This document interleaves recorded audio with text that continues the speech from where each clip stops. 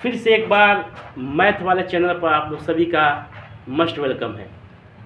तो इसके पहले वाले क्लास में मैंने आपको बताया था इम्पैटी सेट यानी कि ए वाइड सेट, रिक्त समुच्चय कहते किसे हैं, रिक्त समुच्चय होता क्या है, इसके बारे में इसके पहले वाले वीडियो में आप लोग बता चुका हूँ।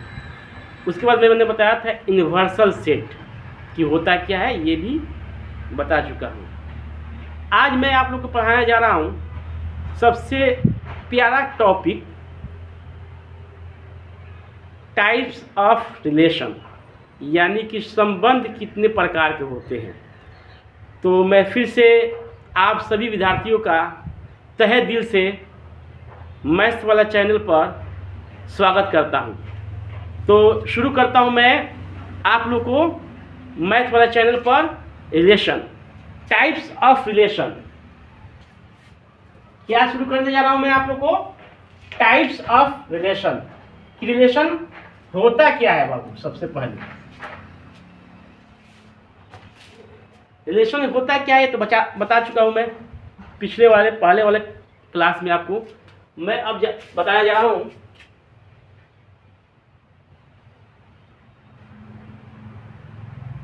टाइप्स ऑफ रिलेशन, यानी संबंध का प्रकार, संबंध का प्रकार।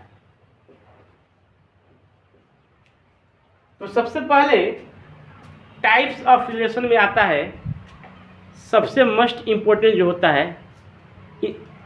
यानी कि सभी तो इम्पोर्टेंट होते हैं लेकिन उसमें भी क्या होता है, कोई खास होता है। तो जहाँ से शुरू होता है वही खास होता है। पहला क्या नाम है उसका, पहला रिलेशन का नाम है रिफ्लेक्सिव।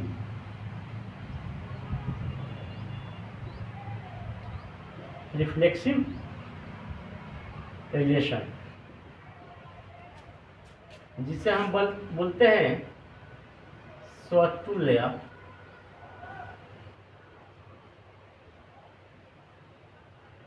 संबंध। क्या कहते हैं, स्वतुल्य संबंध। दूसरा जो होता है आपका, उसका नाम है सिमेट्रिक, सिमेट्रिक रिलेशन, जिसे शुद्ध हिंदी में हम लोग बोलते हैं सममित संबंध। क्या कहते हैं हम लोग, सममित संबंध। तीसरा जो रिलेशन है उसका नाम है आपका ट्रांजिटिव, ट्रांजिटिव रिलेशन, जिसे हम लोग बोलते हैं हिंदी में संक्रामक संबंध। क्या बोलते हैं बाबू, संक्रामक संबंध। और चौथा जो है उसका नाम है आपका इक्वी वैलेंट रिलेशन, जिसे हम लोग बोलते हैं शुद्ध हिंदी में तुल्यता संबंध, तुल्यता संबंध। ठीक है। तो टाइप्स ऑफ रिलेशन में हम लोग देखें, सबसे पहले क्या है, रिफ्लेक्सिव रिलेशन, जिसे हम लोग हिंदी में क्या बोलते हैं, स्वतुल्य संबंध।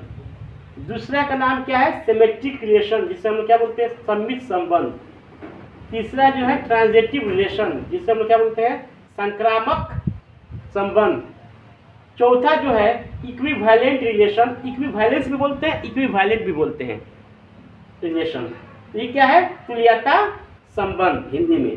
अब बारी बारी से इसको डिफाइन करूंगा, डिफिनेशन लिखूंगा और एक एक एग्जाम्पल या दो एग्जाम्पल से आप लोग को समझाने की कोशिश करूंगा। तो फिर से मैथ्स वाला चैनल पर सभी विद्यार्थियों का मस्ट वेलकम है। 12 क्लास का ये सीरीज चल रहा है, फर्स्ट चैप्टर से रिलेशन एंड फंक्शन, जिसमें कुछ हम बेसिक ऑलरेडी पहले क्लास में बता चुका हूँ, और मैं आज जो टाइप्स ऑफ रिलेशन बताया जा रहा हूँ इस सब का प्रकार डिफिनेशन बताऊँगा, इसको डिफाइन करूँगा और एक एक एग्जाम्पल आप लोग को समझाने की कोशिश करूँगा। तो फिर से आप लोग को मैथ वाला चैनल पर मस्ट वेलकम है, स्वागत है, स्वागतम है। तो जोश से पढ़िए और होश में पढ़िए। शुरू किया जाए। रिफ्लेक्सिव रिलेशन होता क्या है, सबसे पहले ये बताने की कोशिश करूंगा मैं आपको।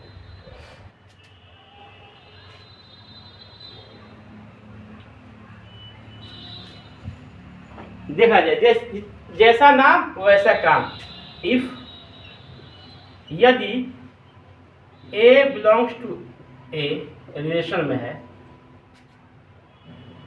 जहां all a belongs to relation, यानी कि अगर कोई भी सेट दे दिया आपको, उस सेट में जितने एलिमेंट होंगे एक दूसरे से क्या होंगे, कनेक्टेड होंगे, रिलेटेड होंगे, उसी को हम लोग क्या बोलते हैं, रिफ्लेक्सिव रिलेशन कहते हैं। तो ये डिफिनेशन से उतना आप लोग समझ नहीं आएगा, लेकिन एग्जाम्पल से समझने की कोशिश कीजिए आप लोग।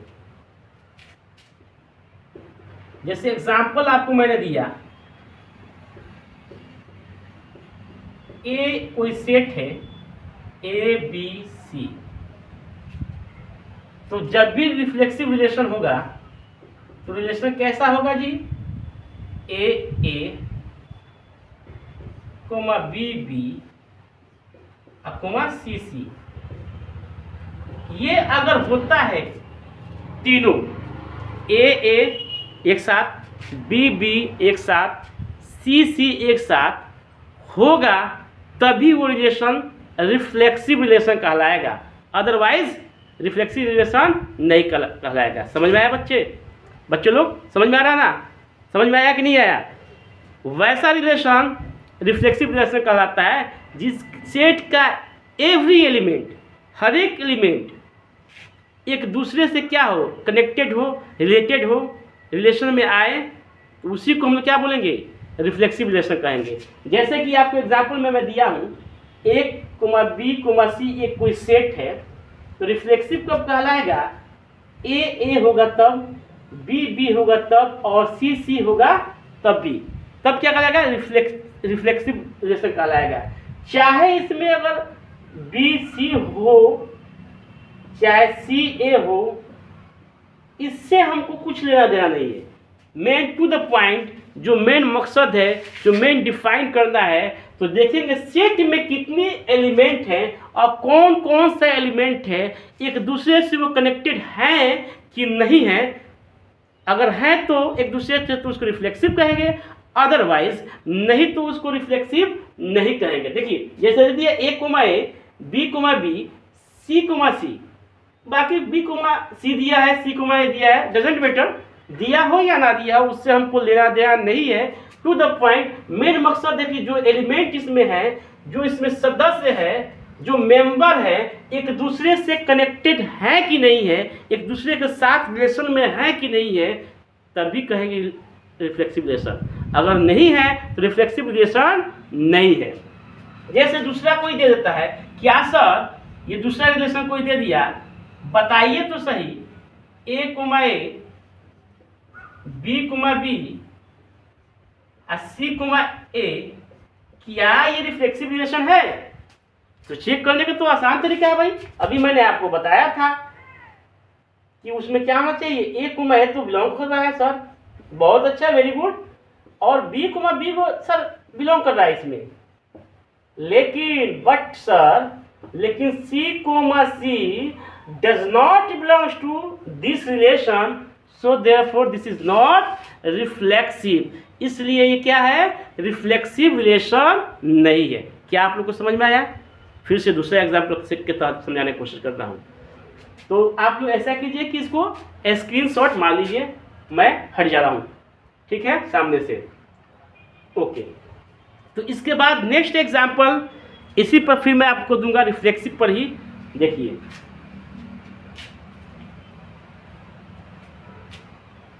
देखा जाएगा, ये आपका दूसरा एग्जाम्पल, कोई आया बंदा बोला 20 सेट दिया सर, 1 2 3 4। अब रिलेशन दे रहा है फर्स्ट 1 1 2 2 3 3 4 3। क्या सर जो ये रिलेशन दिया है रिफ्लेक्सिव है कि नहीं है? तो सिंपल इज दैट बाबू, आप लोग मैं पहले ही बता चुका हूँ, ऑलरेडी डिफाइन कर चुका हूँ कि उस सेट का हर एक एलिमेंट एक दूसरे से क्या होना चाहिए, कनेक्टेड होना चाहिए, रिलेशन में आना चाहिए, रिलेटेड होना चाहिए। तो देखा जाए, चेक कर रहे हैं। हाँ जी 1 2 3 4 है, 1 1 तो है सर, हाँ वेरी गुड पास है। 2 2 है सर, हाँ है। 3 3 है, यस है। लेकिन बट 4 4 सर नहीं है इसमें, इस रिलेशन में 4 4 नहीं है सर। 4 4 does not belongs to this relation, इसलिए रिफ्लेक्सिव रिलेशन नहीं है। सो इसलिए therefore this is not a reflexive relation, इसलिए क्या बाबू रिफ्लेक्सिव रिलेशन नहीं है। तो समझ में आया कि अगर हर एक एलिमेंट एक दूसरे से कनेक्टेड होते हैं, कनेक्ट होता है, रिलेटेड में होते हैं, रिलेशन में होते हैं, तभी उसको हम लोग क्या बोलते हैं, reflexive relation. Otherwise reflexive relation नहीं कहा जाता है। दूसरा रिलेशन देख लीजिए जैसा, अब कोई दे दे आपको दूसरा रिलेशन इस प्रकार से कि 4 4 है, ठीक है सर, ओके। 2 2 है, 3 3 है, 1 1 है और 4 3 है। क्या सर ये रिफ्लेक्सिव रिलेशन है? ओके, चेक किया जाए, चेक करेंगे। 1 2 3 4 है, 1 1 भी है, 2 2 भी दिखाई दे रहा है इसमें, 3 3 भी है और 4 4 है, इसलिए मुन्ना पास है। ये रिफ्लेक्सिव रिलेशन है बाबू, रिफ्लेक्सिव रिलेशन है। ओके, ये पास हुआ। तो ये समझ में आ गया। हमको आशा है, उम्मीद है कि आप सभी विद्यार्थियों को, सभी स्टूडेंट का मेरा पढ़ाया हुआ मेथड समझ में आती होगी। मैं आशा करता हूं कि आप लोग बेहतर कीजिएगा। तो रिफ्लेक्सिव रिलेशन इज क्लियर। अब दूसरे रिलेशन हम चलेंगे जिसका नाम है सिमेट्रिक रिलेशन। जैसा नाम वैसा ही काम, देखा जाए।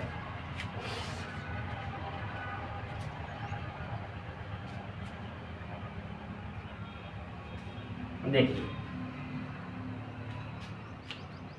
इसके बाद हम लोग चेक करेंगे सिमेट्रिक रिलेशन।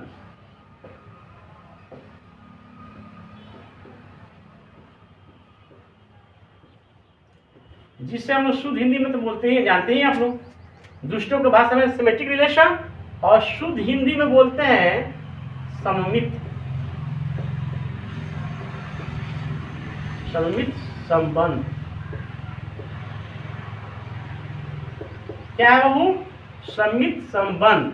अभी होता क्या है तो देखिए, इफ यदि A, B कोई रिलेशन में है तो 100% B, A भी होगा उस रिलेशन में, तब भी वो क्या कहलाएगा आपको? सिमेट्रिक रिलेशन कहलाएगा, यानी कि सममित संबंध कहलाएगा। कोई रिलेशन में अगर 1, 2 है तो 100% भाई 2, A होगा, तभी वो क्या कहलाएगा भाई? सिमेट्रिक रिलेशन कहलाएगा, या सममित संबंध कहलाएगा। तो देखिए एग्जाम्पल से समझेंगे।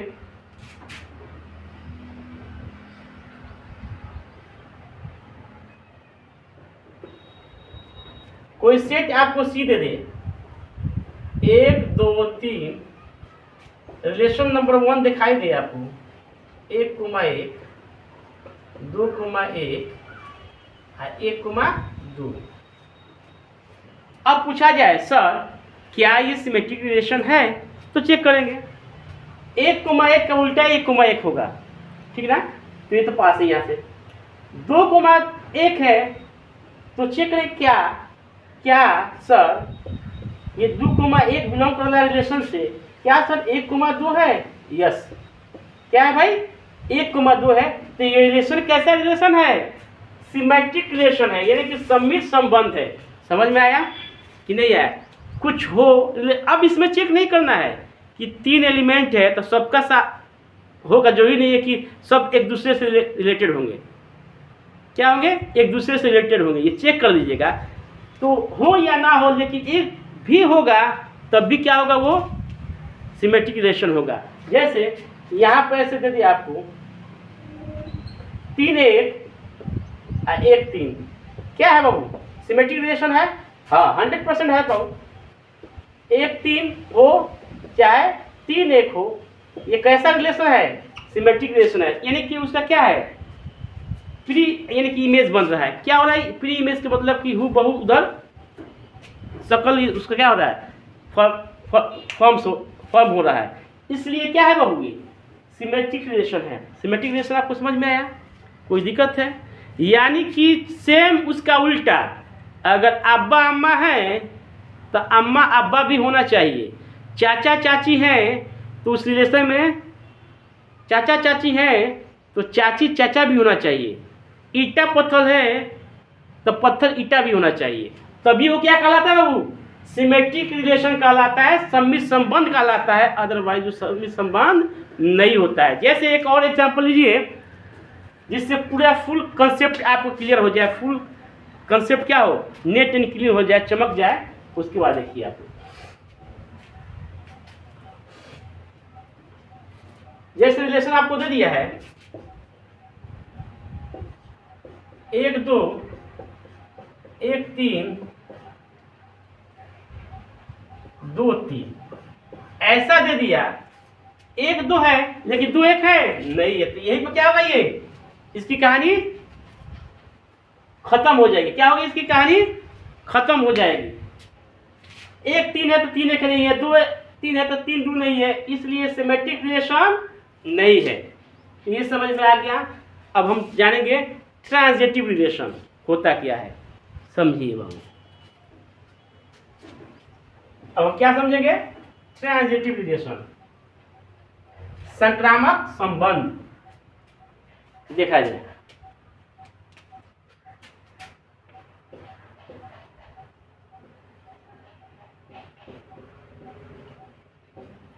ट्रांजिटिव रिलेशन यानी कि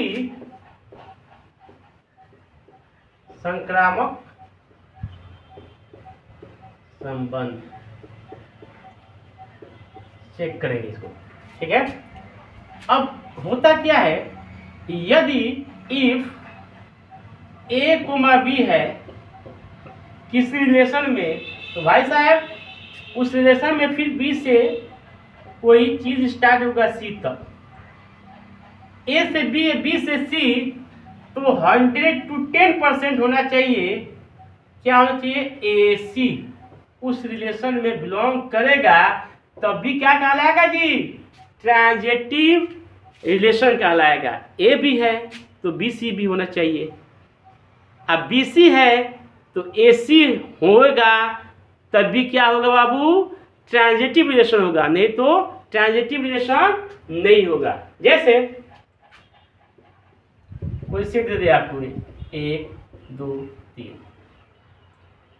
अब रिलेशन ऐसा दिखा दे आपको 1 2 है तो 2 3, तो उसमें होना चाहिए 1 3, तब भी क्या होगा? ये ट्रांजिटिव होगा। 1 2 है, देखिए बाबू ए बी, 1 2 है तो बी सी यानी कि 2 3 भी है, बी सी यानी कि 2 3 भी है, तो क्या होना चाहिए? 1 3 भी होना चाहिए। 2 2 क्या होगा? कहानी खत्म हो जाएगा, 1 3 होना चाहिए। इस रिलेशन में 1 2 है तो 2 3 भी है, तब क्या है बाबू? 1 3 बिलोंग कर रहा है, तो ये क्या है आपका? ट्रांजिटिव रिलेशन है। अगर ऐसा ना हो तो वो ट्रांजिटिव रिलेशन नहीं होगा। नेक्स्ट कंसेप्ट एक और इसमें देख लीजिए। अगर ए बी है भाई साहब, अगर ए बी है रिलेशन में, अरे भैया बी से कोई चीज स्टार्ट ही नहीं हो रहा है। यहाँ पर कुछ भी हो उससे बहस हम लोग को नहीं है। यहाँ पर कुछ भी हो उससे बहस नहीं है। ए बी है, बी से कोई चीज शुरू ही नहीं हो रहा है, वहाँ पर खाली जगह ही कोई दूसरा नंबर दे दिया, बी दिया ही नहीं है, यहाँ पर डी दे दिया सपोज कीजिए, यहाँ पर आपको सी दे दिया सपोज कर दीजिए, तो उस वक्त भी क्या होगा, उस टाइम भी क्या होगा, ये ट्रांजिटिव रिलेशन होगा।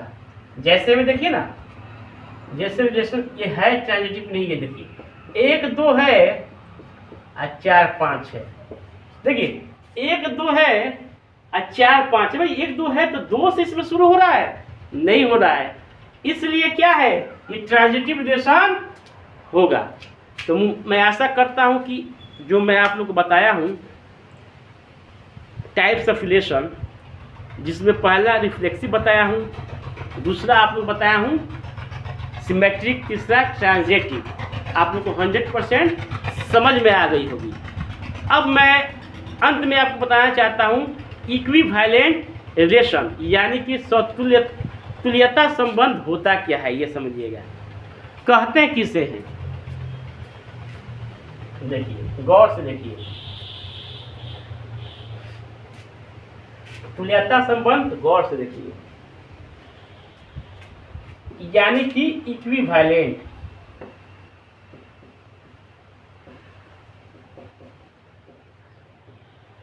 रिलेशन, समझे, तुल्यता संबंध, ध्यान दीजिए। तो वैसा संबंध जो रिफ्लेक्सिव